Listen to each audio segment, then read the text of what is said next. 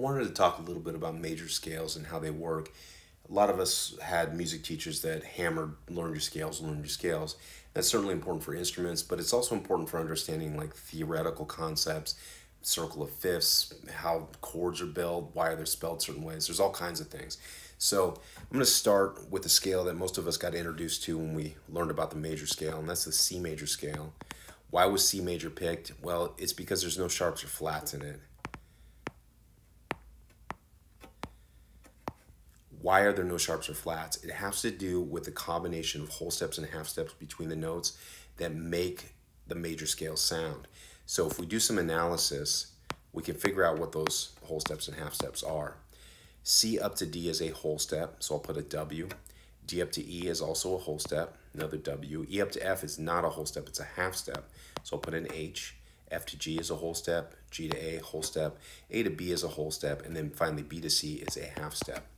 So right here, 2 whole steps, a half step, 3 more whole steps, and a half step. This is the, let's say, magical recipe for a major scale. If you want to start on any note and have the sound of a major scale, you have to use this combination of whole steps and half steps. I'll do one other example here. Let's do the scale of B major. Now, how do we do this? We just need to write out our letter names. We need to go from note to note. We need to not skip any letter names. And remember, a scale is a musical ladder. We have to go step by step.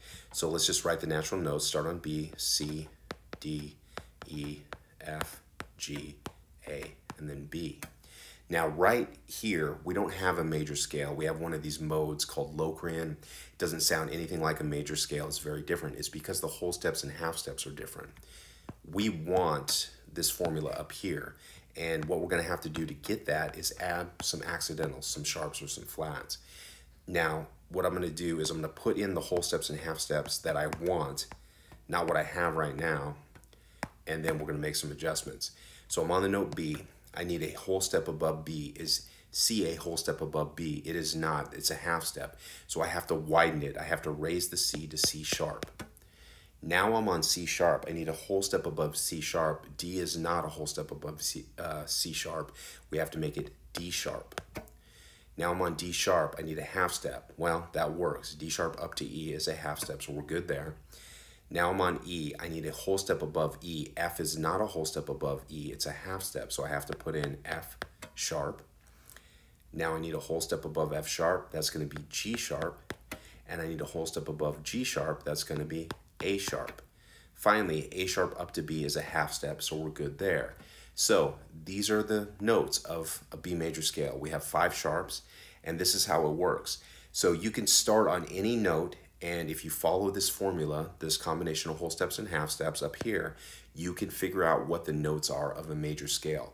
You want to spend some time doing this and get really good at this, because all the other stuff is really rooted in understanding these scales, and things like circle of fifths or why you spelling notes certain ways with chords, etc., it really can be rooted back to the scales. And if you're not solid there, it's going to be tough going further on. So there you go. Give that a shot. Leave me a comment. And yeah, good luck.